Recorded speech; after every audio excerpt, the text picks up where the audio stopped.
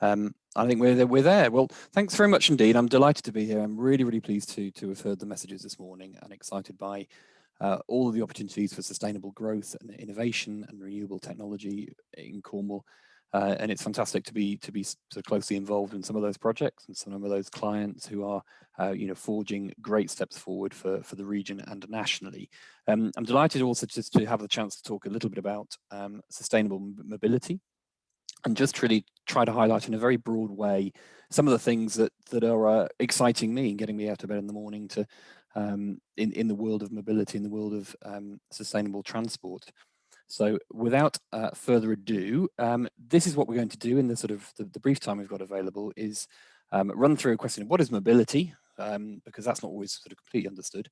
Pick up one or two themes that are hot topics for me and for the team that we work with, and then moving on to the meat of it, really understanding what opportunities might exist for Cornwall, how we might exploit them, and how the future really is quite exciting in this sphere.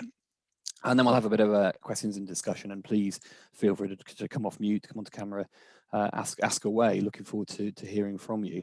So my name's Chris. I'm a partner, head of the energy team and mobility offering at Anstey. Many of you will know we've got an office in Truro. We're very proud of our Cornish roots. As somebody pointed out to me yesterday, that photo of me appears to be next to a very, very large door handle, and have I in fact been shrunk? Once they'd said that, I can't really unsee it, but I assure you that I'm mostly normal sized. So why am I here to talk? Apart from the Cornish connections and our Truro office, we're very active in this space. Grew out of our transport and infrastructure connections, and as well as our energy connections. And I think bringing those all together, we ended up realizing we had quite a lot of opportunity in this space and in this sector, and we're delighted to be at the moment very, very busy moving forward with these projects. So I think the key sort of starting point for me is what is mobility? Well, the vehicle on screen is mobile. It's pretty quick. It's not terribly energy efficient, but it does go pretty fast in a straight line. And I think sometimes that's what we think about mobility. We think about vehicular transport. We think about machines. We think about wheels. Very important to remember that this is mobility as well. Very, very important. And I think just my pictures there are just trying to illustrate the range of options we have available. We have a lot of things to play with. We have a lot of tools and a lot of modes of transport. And you'll hear the phrase multimodal, and that just simply means more than one form of transport. And key to getting this right is to recognize the potential impact and the value of this. And we see mobility like this. There's so much interconnectivity. There's so many opportunities. There's a massive amount of potential to drive innovation, make money, deliver decarbonisation, and really push through all those benefits that I'll come on to a bit later on. The other key point and the key sort of plank, there's an awful lot of chat about this. This is EV charging infrastructure, a lot of chat about electric vehicles, and rightly so. It's really exciting. It's very much in the mainstream consciousness. It's something everybody can grasp and understand and get to grips with. There's not really as much sort of mainstream chat yet about things like cycle lanes and the impact of active transport compared to sitting in a car on the right-hand side of the picture there. And again, what I'm sort of trying to move us towards is away from a discussion about electric cars. It is an awful lot broader than this, and electric cars by themselves are not the answer. They are a significant part of the answer, but it has to sit within a much broader context. And so really sort of coming on to my very brief sort of philosophy of mobility as it is at the moment, the EV is a key plank. It's a really, really important part of it. It's an exciting one. It's often a kind of sexy and interesting one. But we need to be integrating that within a much wider mobility ecosystem. It needs to sit as part of a whole range of options, which really do focus on walking, cycling, e-biking, e-scootering, using the bus, taking the train, all of the options, marine transport, particularly in Cornwall, very exciting. And all of this has to work together in a way that delivers benefits, not just for economies and air qualities, but for people, but for users, for human beings who are living, working, traveling, socializing, and really trying to sort of get the most out of their life. And I think, again, anything that can be driven forward by putting the user at the heart of the decision making is what's needed. So it's focused on moving people, not cars. Again, the answer is not, particularly in the post-COVID world, 35 million EVs acting like cars do at the moment. That's not the answer. But again, a significant part of the solution. And I think one thing we're also very keen on in the post-COVID era is looking at the need to bring stuff to people and not always assume that we need to bring people to stuff. And we'll have all seen a massive pivot over the last 18 months or so with services delivered to your doors, not just goods, but whatever it happens to be, you know, pharmaceutical products, medicines. You know, we're going to have automated drone delivery before too long in certain areas. You know, there is a shift perceptibly towards bringing things to people's homes, and I think there's push and pull on whether that's a good thing, but I think we have to recognise that that is a key part of the equation, and therefore it's not just about public transport or public mobility, it's also about logistics and last mile delivery and making sure that the services that provide those deliveries or that access is as clean as it could possibly be.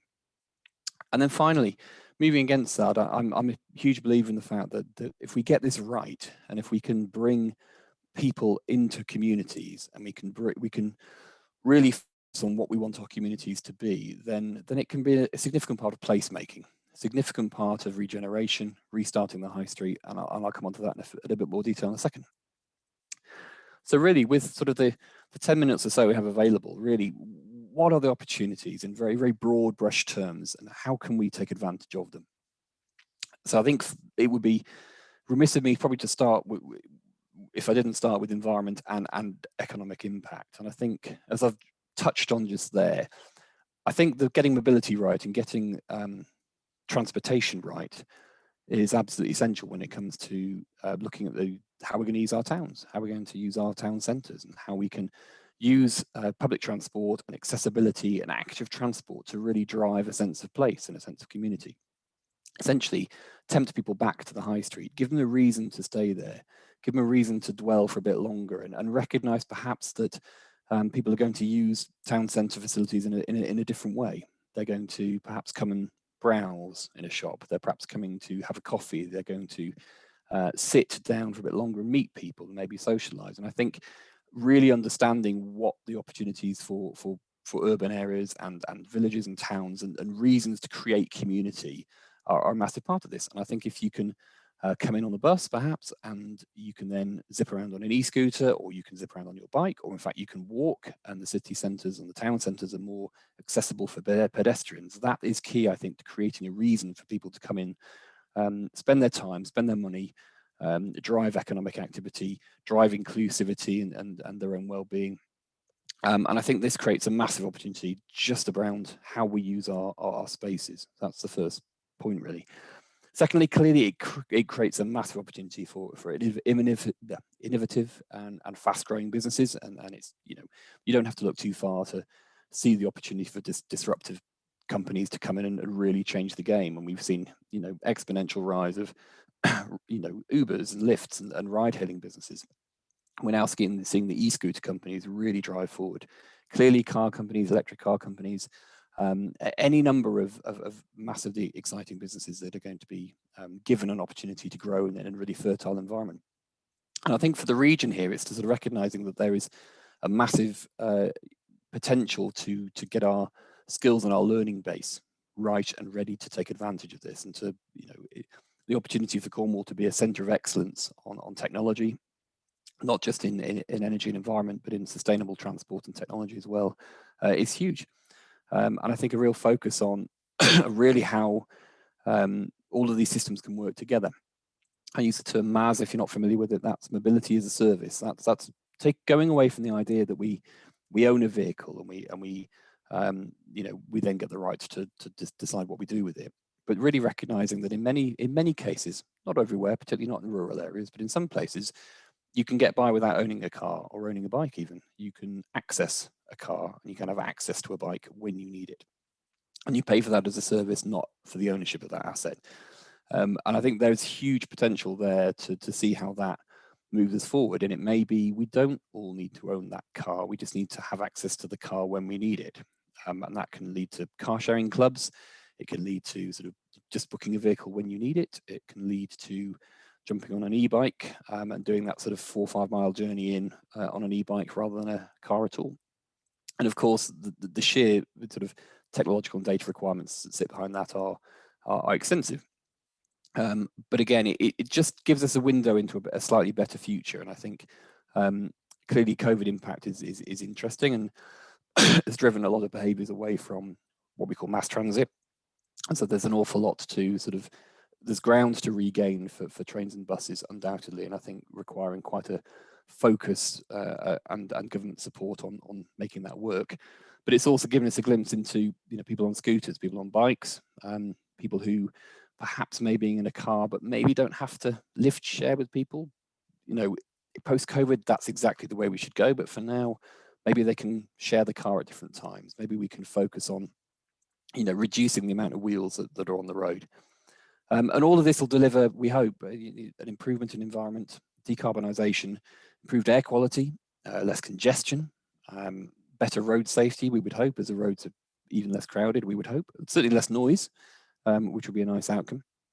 But also the clear and demonstrable health benefits of being on a bike or doing it more walking. And there's some terrible stat about the amount of, if we spend an extra hour per day in a car, we are, I think, 10% more likely to suffer from obesity-related illnesses like heart disease and diabetes. So there are any number of very clear statistics. So really looking at not just health benefits there, but for individuals, but also how we get this right from a social inclusion point of view. And one of the quite correct criticisms of electric vehicles is they've been quite expensive up to now, and not everybody can go out and buy a new car.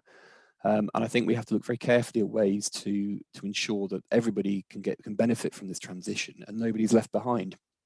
And one of the schemes that we really like. That's a non-issue.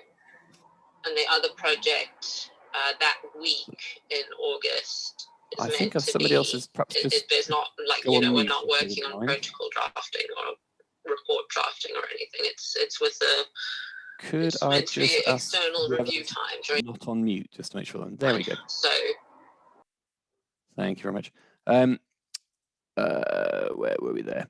So yeah, sort of coming on to social inclusion. One of the sort of schemes we really like and have been proud to be part of is looking at what we call mobility credits, where instead of saying you can cash in your old diesel vehicle in return to a bit of money off a new electric car, what certain local authorities have done in connection with companies such as Enterprise has said, you cash in your old diesel vehicle, we'll give you £3,000 of mobility credits for you to spend on whatever way you need to access mobility as you choose. And that can be car hire, it can be car share, it can be bus tokens, it can be e-mobility tokens. And again, it's just recognizing that you don't have to replace car with a car, and certainly in urban areas where there's quite a lot of options or increasing number of options, then giving people credit and giving people money to spend it on how they choose is perhaps one way that we can ensure that everybody gets the benefit of a changing mobility world.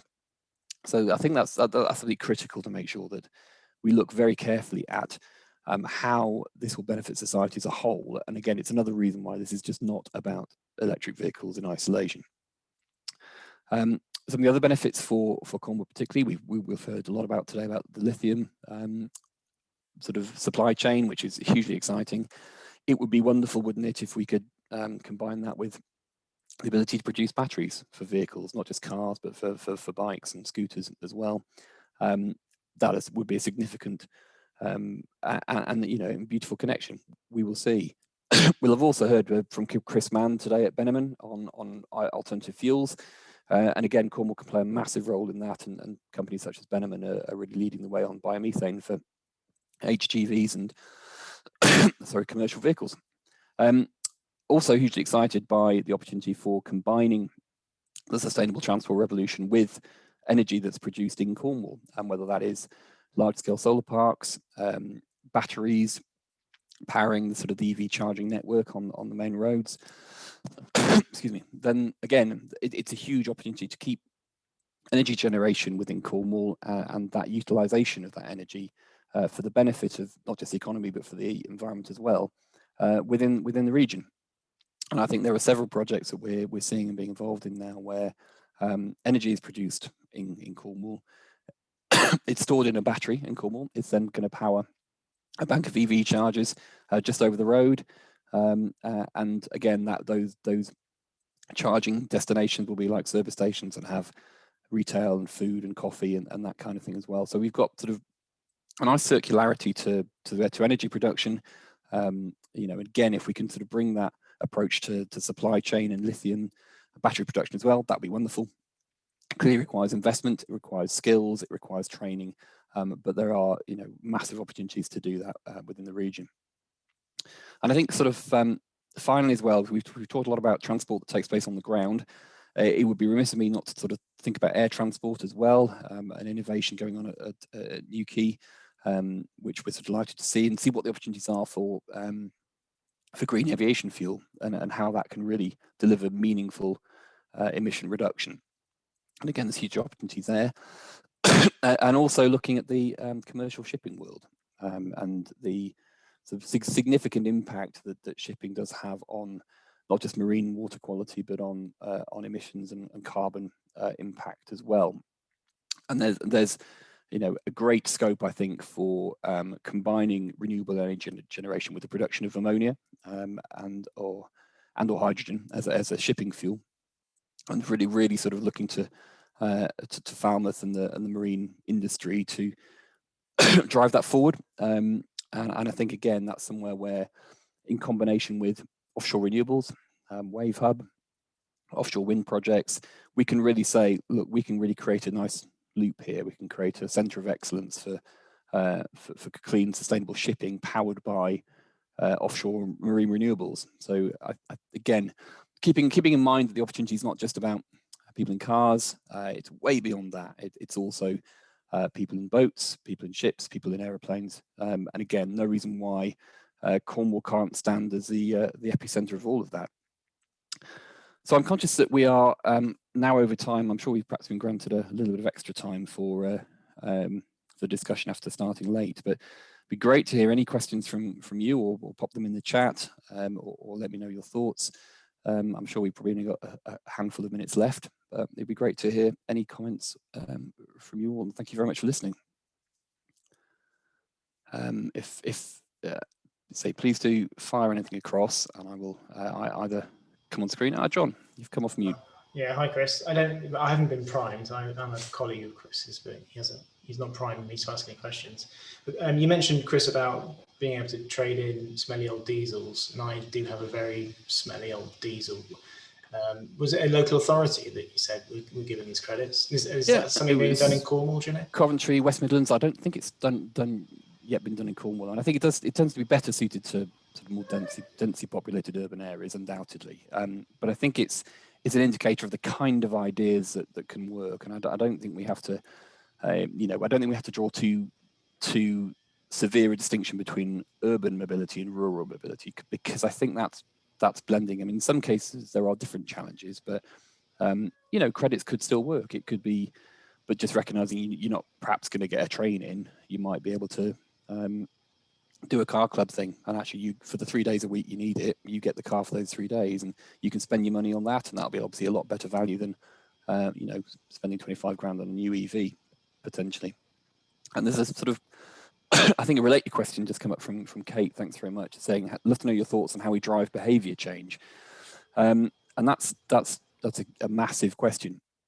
I think the first point for me is it's got to be about the number of options you have available, and that obviously requires investment and making sure that those people have got a choice, and it's very easy to access those choices. And I think one of those is about giving people information to make the right choices. And I'm quite excited by some of the apps we've seen in development and seen in use, where as a user you could be standing in a place somewhere and your app will tell you that you could walk to the destination in 20 minutes, or there's an Uber which will cost you £8, or there's a bus coming in 7 minutes which will cost you £2, or you could hire an e-bike and that would cost you £1.50.